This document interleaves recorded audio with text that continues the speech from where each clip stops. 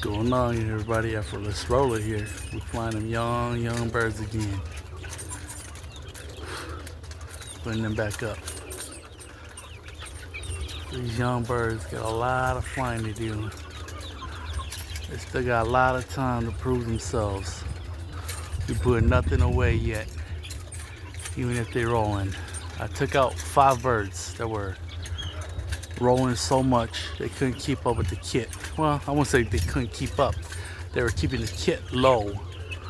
But look at that. Look at that. Oh my goodness. This is 3rd week, guys. 3rd week of them flying only. And they are flying good. Look how slow they fly. I don't know if this looks fast to y'all, but this is pretty slow. Look at the wing beats. I feel like they're just playing around the sky. So I like it. I like it. I love it. Being out here watching the birds, doing what they do. You know, staying calm. You know, you want your birds calm when they're out flying. And I don't like it that they're flying this low though. I might have to switch up their feet again. I want them up a little bit higher again. But you know, with it being so hot and whatnot, I'm okay with it too. Look at them. Oh yes. Yes. Look at that. See, they just slowly glide and face the wind and they just go, you know.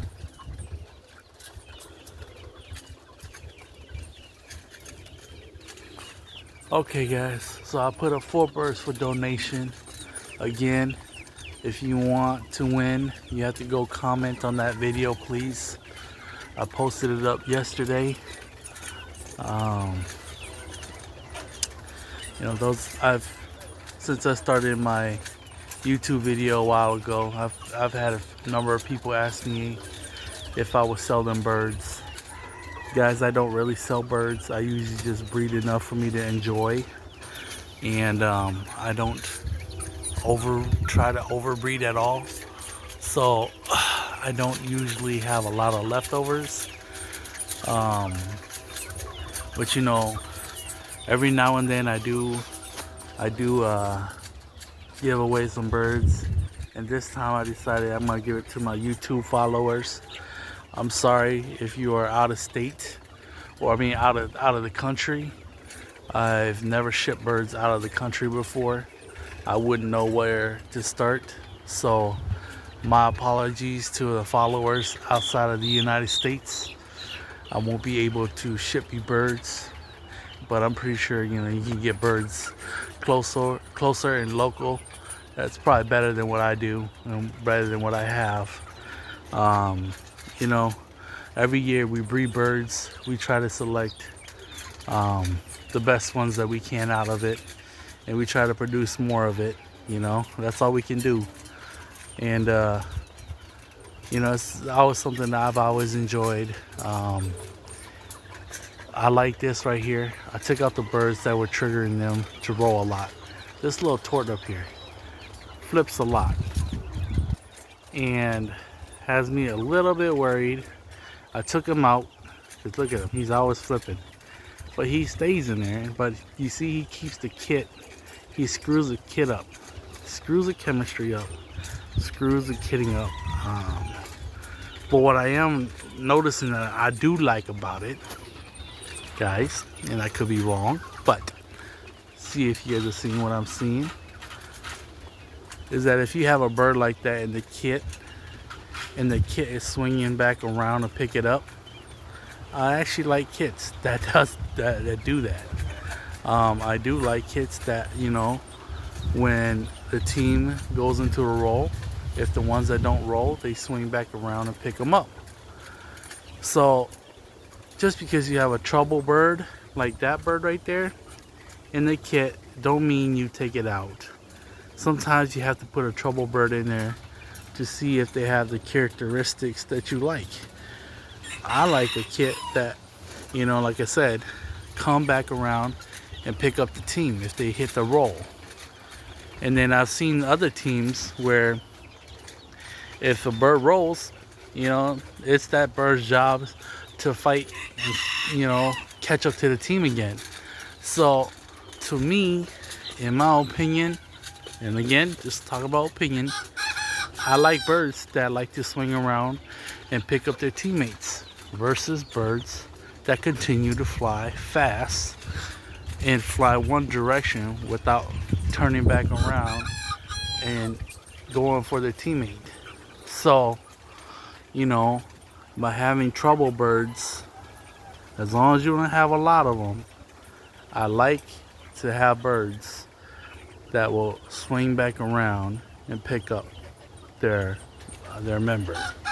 Okay, so you see that they're swooping way over there, but they're coming for that little young bird, and I like that.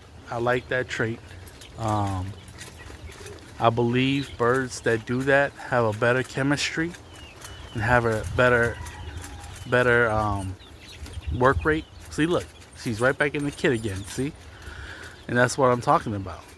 Like, if you put this in certain teams that I've watched, where the teams just go in one direction, they don't slow down, they don't care to pick up the other birds, they just focus on flying in the direction that they're facing. It's great if they hit the wall and hit it at the same time, but to me, you know, a team is about swinging back around and picking each other up, right? If you play sports, you already know not everybody's gonna be a fast sprinter, and sometimes if you play football, you gotta wait for the linemen to catch up. You know, you can't just go on to the next drill without the linemen, unless you're doing separate drills. But majority of the time, you know, I look for birds that like to turn around and pick up their teammates. To me, that is a trait that I like. That is a trait that I look for. And I enjoy it. Look at that. Look at that. Just like that. See, the whole team is back. The whole team is back. And see, we got Mr. Flipper over here now too. This guy was taken out too. I think that's gonna be one of my call birds. He's not breaking out of that habit, so he's gonna be taken out here pretty soon. But you know, I feel like a lot of guys, they talk about the roll, they talk about, you know, setup birds. I like setup birds. Okay, I go back to that. I believe setup birds have a better and bigger breaks than birds that just randomly go. I do have birds that do that too, but you know, when I'm building the team, I like birds that know how to wait for the team, know how to go back for the team, know how to be a team. You know, and I always tell people, you know, you know, there's a lot of good birds out there. And it don't matter what family you're working with. If you take the time with it, you're going to find some birds in there that's going to be good. You know, and you want to take those good traits and you want to breed more of it. But even doing so, sometimes you don't always get the best stuff either. You still get the flaws with it and whatnot. That little dark check right there, he was a continuous flipper, and I took the 5 out and I added him back in the kit, and now he's not flipping as much anymore, so he corrected himself. Mad flipper right there, and also mad flipper right there, that little right there, that little grizzle. But sorry, you sidetrack here, but you know, I don't know how other guys do it. What do they select for? But to me, I've always said, you know, teamwork is number one. So I need birds. Kane, get them. There you go. See, that's my dog's job, and he loves it. Um, but you know, I like birds that, when they roll, they know to slow down, turn around, and pick up the team. That's just me. I feel like that's a better trait to have than birds that just continue to fight one direction. And I've watched a lot of kits, and I've seen some guys fly amazing kits, and I've seen some that I don't really care for. And just a few things, like I said to you, is birds that don't care about the ones that roll. If somebody rolls, well, guess what? If the team is facing north, they're gonna go north. They're not slowing down to catch them up. They're not slowing down to turn around, pick them up. To me, that's not really a team. I mean, you're basically getting left behind if you can't catch up. But the good thing about that is that you do have birds that have heart to kit. And this is just my theory, okay? How I perceive and my approach on that is flying them in the wind. Because a bird that flies in the wind and rolls a lot, that bird doesn't learn how to shut it down and fight that wind to come home. It's just going to get drifted further and further and further away. I don't care if it's a 50-footer, 60-footer. If it just rolls, and that wind is blowing and it doesn't know how to stop, it's going to be like half a mile, maybe a mile and a half out before it realizes, oh shoot, I got to come home. And then now he's going to use all the rest of his energy just fighting that wind to come home. And then what's the whole point of that? I mean, you get birds that just get drifted off.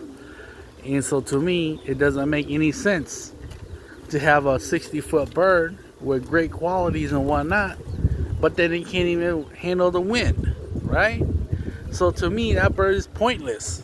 I mean, the whole point of having birds is that you put them up, even on a windy day, they'll stay above the house, and on a slow, calm day, they will still put on a show. And so, to me, that's what I look for. To me, that's what I like. And I'm not trying to bash anybody, but I'm just gonna keep it real. That I've seen some great spinners at other people's lofts, and like a little bit of wind and it's gone. A little bit of wind and I'm telling you, they got great spinners. Some of those birds, I'm even tempted to be like, yo, let me give it a shot. But when I see it and they fly in that wind and they just get taken off, I'm just like, never mind. I'm good where I'm at, because I can't deal with it. I mean, a 60-footer is only good if it can stay around the house. But if it's going to be rolling 60 feet and it can't handle the wind, then it's pointless to me. I mean, I don't even, maybe on a showing off for fun, yeah, I'll keep it. But for competition-wise and for wanting to have the birds right there in your face, in the judge's face when he's judging, I mean, you're gonna want birds that know how to fight that wind, know how to work that wind. And of course, high flying is gonna be real bad on a windy day. If you got high flying birds and you got wind, that combo is gonna make your bird drift off. And if your bird don't know what to do with that wind, they're gonna be out of sight. One year we flew here in Minnesota, and everybody with great birds, okay? Everybody with good birds out here.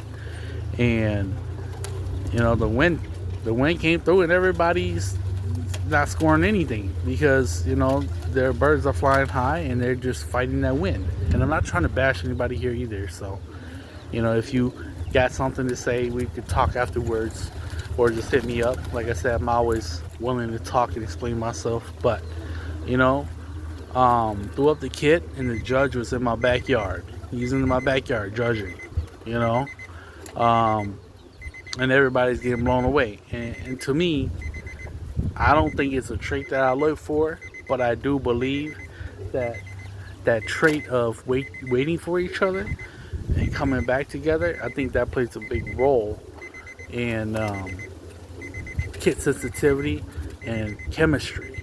So that's kind of what I believe, and that's kind of what I follow. So yeah, just kind of putting it out there, and I'm just having fun out here. And again, I'm not trying to bash anybody or their birds or whatnot. I'm just basically saying, like, as a flyer, you got to look beyond just the rolling aspect of the breed. If you can't see beyond just the rolling, and if you're just caught on speed, or if you're just caught on depth, or if you're just caught on, whatever you're caught on, and you're not focusing on the bird as a whole or the team as a whole, like I noticed that, you can fly some great spinning birds out there, but the chemistry, I feel like a lot of times people here in the U.S., we feel like, oh yeah, right now the hot stuff is the import stuff, right? Oh, they just got better chemistry. Oh, there's just, bigger breaks. They are because they've been selecting for the right things. What we've been selecting for is the right roll, right? That's all we've been chasing is, you want a bird that roll tight. You want a bird that does this, king. You're slacking, bro. Get them. Yeah. And so, as you can see here, like, I feel like we have a great roll in our birds already, but we're slacking on the chemistry part of it and learning how to select for it. Like, pretty soon, I feel like even we are gonna ruin the import birds. I think we already did for the the first few batches of essay birds. I think, not to put it down, but majority of them are ruined already. I haven't seen a good kit yet. So if somebody got a good kit out there, you guys willing to fly for me, let me know too. I would like to see a good kit that was imported. But like I said, we start bringing them in, and then we're figuring out they're doing great for us. But then all of a sudden, it goes quiet again. It's like, whoa, what happened? What happened? Like, was it the selection that we're doing? Or is it the birds? You start thinking about it. You realize, what?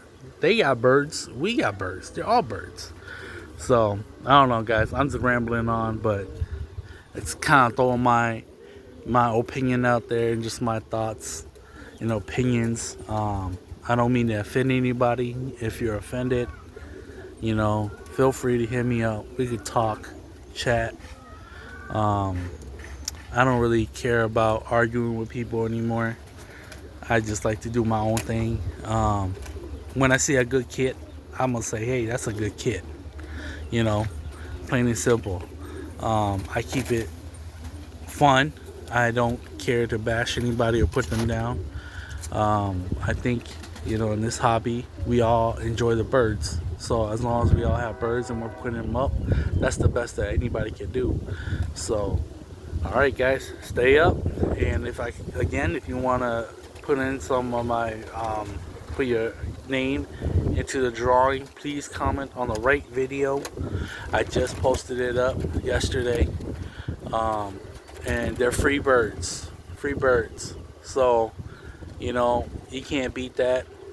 With how birds are going nowadays, I feel like blessing somebody is going to be a great thing to do.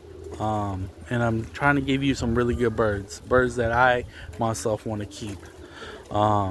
So, I'm doing it, and I'm looking at the birds and I'm like, dang, I want to keep it for myself. But I'm also trying to do good and give back as well. So hopefully whoever wins it will have some very good birds to enjoy, and hopefully if they add it into their birds or their families or however they want to do it, I will recommend whoever gets it, to slowly, if you do decide to bring it into your family, I would say gradually do it. Try to fly them pure first. So maybe break up the pair, the nest pair, and put them together on the other two. And if you need extra, if they both turn out to be 3 cocks, whatever, hit me up. Let me know.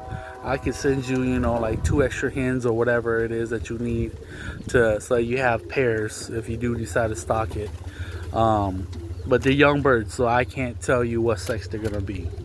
But the main thing is that try to fly them here so you understand what you're going to put into your family first. Don't just start mixing things up. It doesn't look good. I have been told that my family of birds do not like to lift up. So if you decide to like cross them into, I don't know, the jack and nets, for example. Sorry, I worked with jacks for a while. You know, they're gonna go up, and this family is probably gonna go up the first few times, but then eventually they're gonna start coming down, and then you're gonna be like, oh, it's an outbird. But reality is, I'm gonna tell you guys right now, and me and Danny used to joke about this all the time. Our birds are scared of heights. Okay, they're very, very scared of heights. So if you want them to fly super high, this family's gonna come down, and then you're gonna end up calling them because you're gonna be like, it's a bad bird. But reality is, I don't like high flying birds. I don't breed from high flying birds. I try not to breed from it. I do get them and I do produce them. Yes, everybody will produce calls, but majority of the time, I do not put a high flying bird in the stock loft. And so a lot of times if you fly them with like the strong birds, like my Barless project, you know, the background on those were Turners, and then the guy brought in some Pensum stuff and some Polona stuff into it as well. And I crossed it into my family just to see how it's like, and the babies flew up high. They roll great, they flew up high, and I ended up calling a lot of them just because they flew high. The roll was great on them. In my opinion, they performed well. The frequency was great. I just can't deal with high flying birds. So I ended up calling quite a bit, all the way down to 2 cockbirds. And those 2 cockbirds fly perfectly with my family with no issues. This is their 3rd year flying. So I'm gonna move forward with them, meaning I'm gonna bring them back into my family. But you know, I'm gonna move it slowly. And if there's a big difference where like those birds are flying up high again, then I'm gonna get rid of it too. Because I don't want that gene. I don't like. To me, I guess I don't breed birds to watch them with the binoculars. You know, I want to see them with my naked eye. I want to see the roll. I want to see the work rate. I don't want to get bored in my own backyard. So that's what I look for. That's kind of what I'm aiming for. But yeah, the birds are hungry. I gotta feed them. All right, guys. F4LESS Roller. We out.